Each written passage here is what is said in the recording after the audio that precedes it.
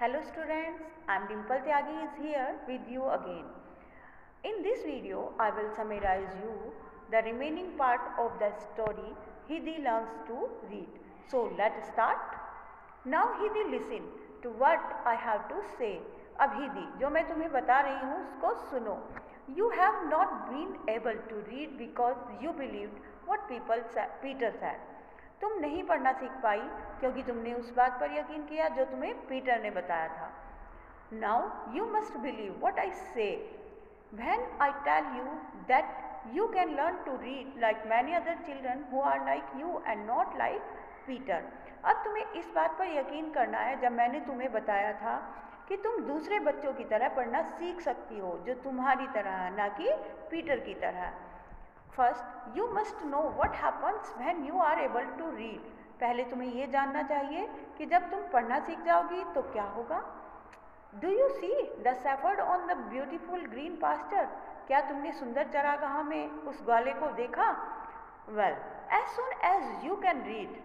ठीक है, जब जैसे ही तुम पढ़ना सीख पाओगी you shall have the book for your very own and then you will know the whole story just as if someone were to tell it to you.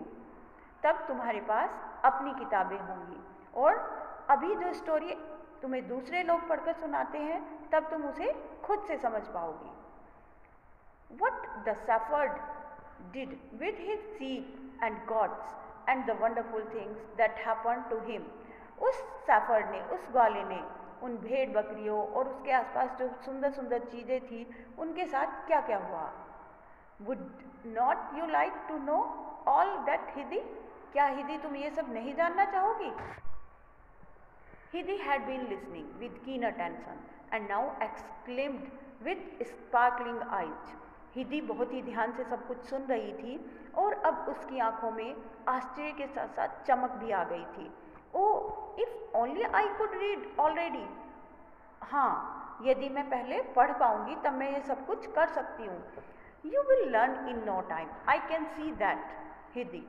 Hindi तुम बहुत जल्दी सीख जाओगी. मैं ऐसा देख सकती हूँ. मुझे ऐसा लग रहा है कि तुम बहुत जल्दी सीख जाओगी. But now we must go to Clara. लेकिन अभी हमें क्लेरा के पास जाना चाहिए. Come we will take the books with us. आओ हम अपने साथ बुक्स भी ले लेते हैं, किताबें भी ले लेते हैं. Grandmother took Heidi's hand and they went together into the study. Grandmother ने हिदी का हाथ पकड़ा और वो एक साथ हिदी के स्टडी रूम में चले गए.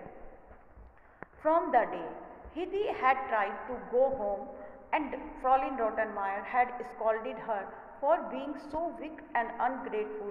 A change had come over the child.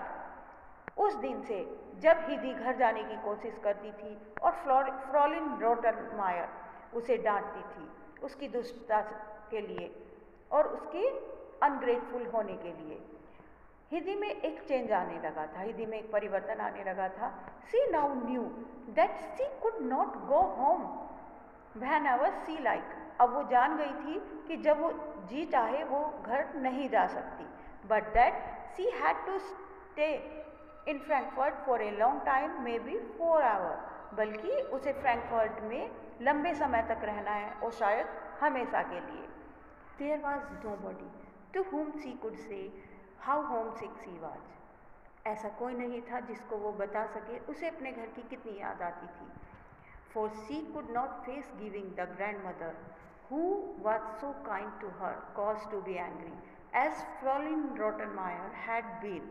क्योंकि वो दादी माँ का सामना नहीं कर सकती थी जो उसके प्रति इतनी दयालु थी और वो उनके नाराज़ होने का कारण भी नहीं बनना चाहती थी. मतलब वो उन्हें नाराज़गी का कोई वजह भी नहीं देना चाहती थी जैसे कि फ्रॉलिन रॉटनमायर थी. She could no longer eat and grew thin. अब वो ज़्यादा नहीं खा पाती थी और पतली हो गई थी. She lay awake for long hours thinking of her life in the mountain. वो लंबे समय तक पहाड़ों में अपने जीवन के बारे में सोचकर जागती रहती थी. When at last she fell asleep, और अंत में जब वो सोती थी, she dreamed of the red summit and the sunshine and the flowers. तो उसे सपने में वो लाल पर्वत चोटी, वो खिली हुई धूप और फूल दिखाई देते थे। When she awoke in the morning, और वो जब सुबह को जागती थी, she wanted to run happily in the sun, वो खुशी खुशी धूप में भागकर जाना चाहती थी। But she soon realized that she was in a big bed in Frankfurt, लेकिन जल्दी ही उसे एहसास हो जाता था कि वो फ्रैंकफर्ट में एक बड़े से बेड पर लेटी हुई है। Then Hidi would weep long and quietly, her head pressed into the pillow so that no one could hear, और उसके बाद हिदी तकिए में अपना सर छिपाकर लंबे समय तक रोती रहती थी, जिससे कि कोई उसको सुन ना सके, उसको रोते हुए ना सुन सके।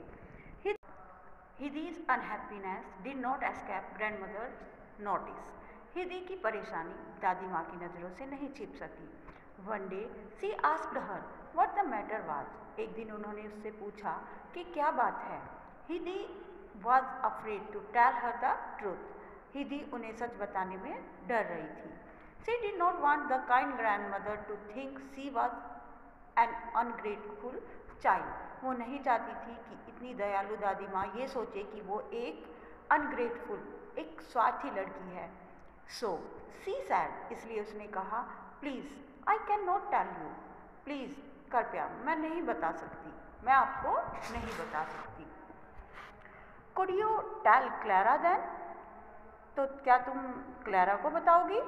Oh no, I cannot tell anyone, said Hidi pitifully.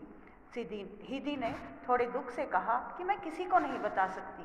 Then little one, let me tell you what to do. तब छोटी बच्ची, मेरी बात सुनो, तुम्हें क्या करना है। When we are in difficulty and cannot speak about it to anybody, जब हम परेशानी में होते हैं और इसके बारे में किसी को नहीं बता सकते, we must pray to God for help. तब हमें मदद के लिए भगवान से प्रार्थना करनी चाहिए। That will lessen our pain. इससे हमारा दर्द कम होता है। A sudden look of joy came into Hidi's eyes. Hindi की आंखों में खुशी की चमक आ गई अचानक से। May I tell him everything? Hindi ने कहा, क्या मैं उन्हें सब कुछ बता सकती हूँ? Yes, Hindi, everything. हाँ हिदी, सब कुछ बता सकती हो। It was about a week after this that the tutor met the grandmother and gave the glad news that Hidi had at last learned to read. इसके एक हफ्ते बाद जब ट्यूटर, शिक्षक जो हिदी को पढ़ाता था, वो दादी माँ से मिला और उसने उन्हें खुशखबरी दी कि फाइनली यानी अंत में हिदी पढ़ना लिखना सीख गई है। He said it looked as though Hidi had learned to read overnight. उसने कहा कि ऐसे लगता है कि जैसे हिदी ने पूरे रात पढ़ना सीखा है। अनलाइक मोस्ट बिगनर, दूसरे बिगनर्स के विपरीत। Life is full of miracles. Frau Sesemann smiled. Frau Sesemann मुस्कुराई और उन्होंने कहा कि हमारा जीवन मिरेकल्स, चमत्कारों से भरा हुआ है। Now we must be glad the child has made a good beginning and hope for her future progress. अब हमें खुश होना चाहिए कि बच्ची ने अच्छी शुरुआत की है और उसकी फ्यूचर की प्रोग्रेस के लिए भविष्य में भी वो ऐसी ही तरक्की करे। The grandmother went down to the study to make sure of the good news.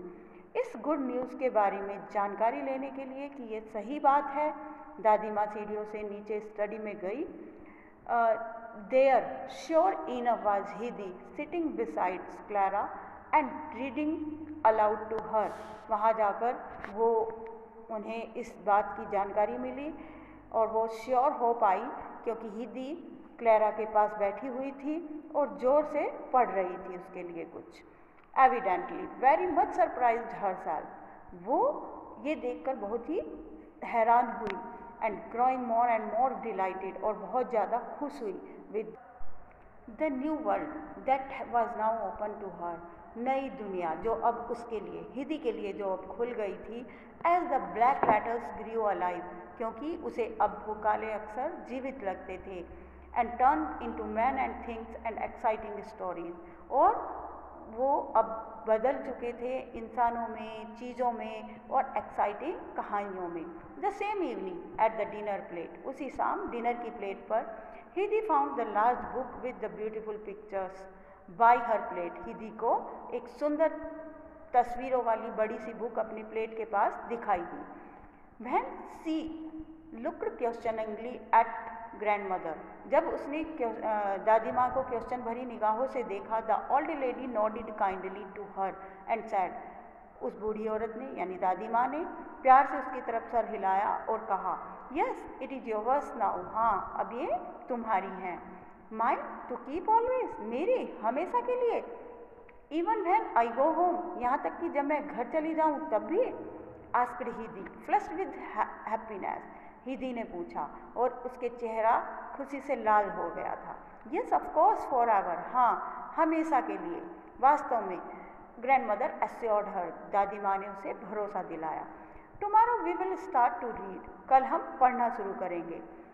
before she went to bed, बिस्तर पर जाने से पहले Hindi looked at her book, Hindi ने अपनी किताबों को देखा।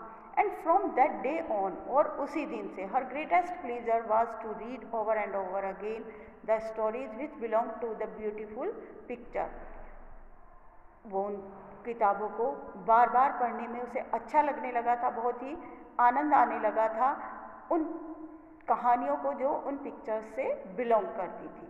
Thank you student, and I hope that you will be able to understand